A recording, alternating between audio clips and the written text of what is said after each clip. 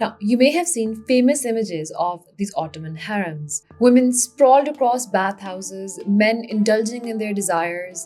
But was that all these Ottoman harems or harems in general were?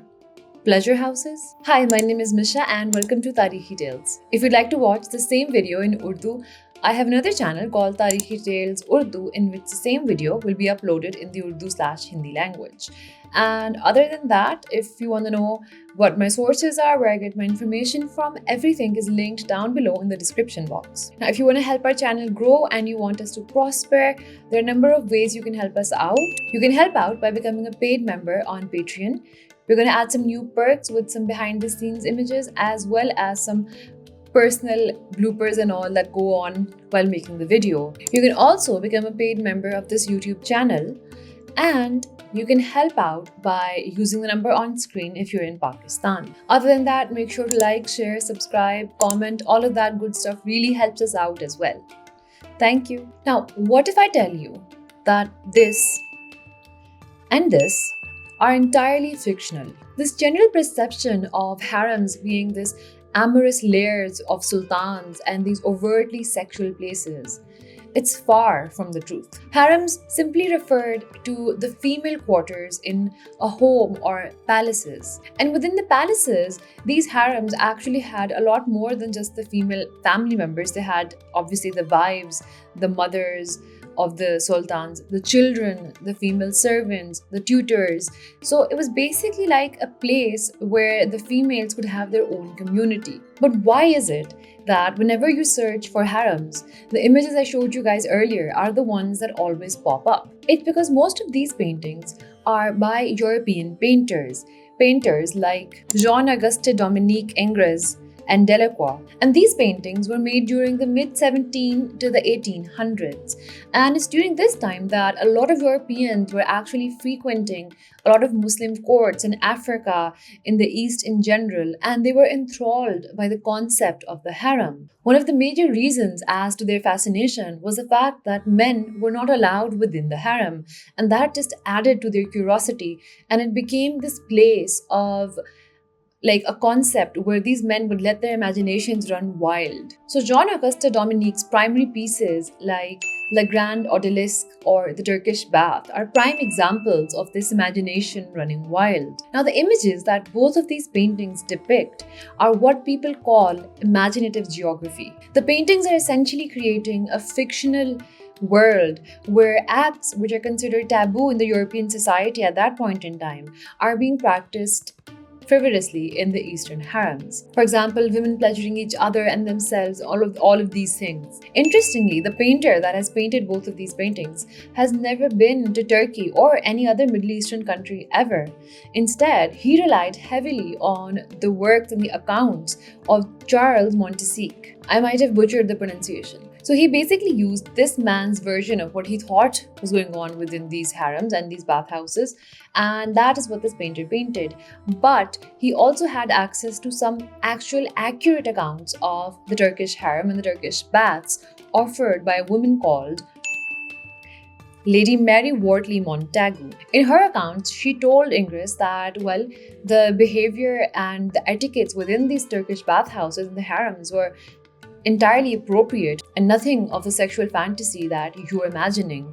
But that didn't really fit into the image that he wanted to create, so he ignored all of her information and relied on Charles. Now, the issue with these imaginative geographies is the fact that they created such an impactful image of what was going on within these Eastern harems that that image has been so embedded within the imagination of not only Westerners, but now even people within the East, and the image is not going away anytime soon. Hence, videos like these are necessary to understand what was really going on within the harem. So, what did the actual harems look like? And what of the women that resided within the harems? Well, why not hear all about that from a woman who actually resided within the harem itself? Now, a writer by the name of Fatema Mernissi has done phenomenal work called Scheherazade Goes West, where she challenges these general perceptions of the harem, especially the Western misconceptions. This woman grew up in a harem herself, and she talks about how the Westerners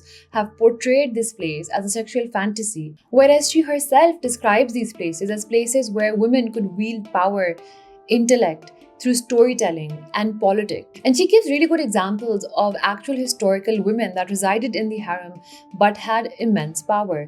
One of the examples she uses is of the legendary Empress Noor Jahan, who was found in the Mughal courts in India. This empress was really something else. She used to go on tiger hunts, and whereas all the men would hunt sitting on top of elephants, just sitting and hunting, this woman would be hunting on an elephant, yes, but inside something called a hoda, which is a small enclosure, and from within the window of the hoda is from where she would shoot the tigers. And a lot of accounts talk about how she was one of the best hunters among all of the hunting parties.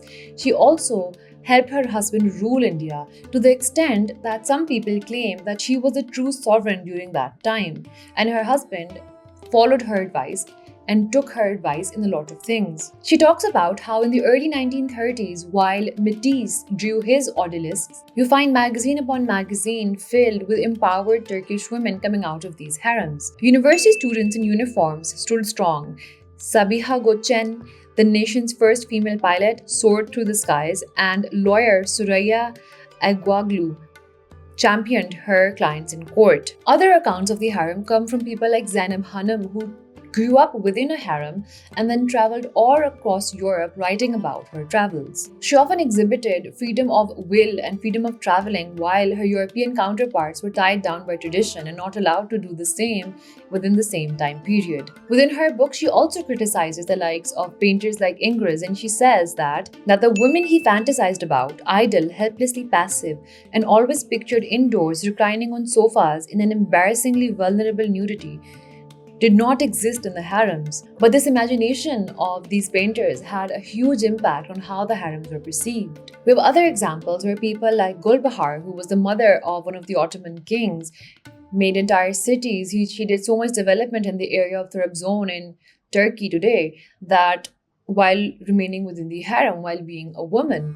And similarly, in the Mughal courts, you find women doing everything from being scholars to being hunters to being musicians to being active political agents and participating in the wars and all of that, raising armies and whatnot. But even today, because of paintings like the ones I showed you before, this culture of the harem being a sexual fantasy is ingrained within the minds of people. And yes, there were concubines who also resided within the harem, but that's not all there was to it. The harem was a hugely dynamic place and simply a living quarters in a community. Creating the harem was merely a space to retain some privacy and some freedom for the women that resided within the palace, where not everybody was able to get access to them. And as I mentioned in my previous videos, even with all of this, women within the Mughal courts ran international businesses, they ran local businesses, they did everything. So there you go, that's what the harem was actually all about. Now let me know what you think about this video, and again, if you want to help us out, check out our Patreon and become a member of this YouTube channel. I will see you next time. Bye.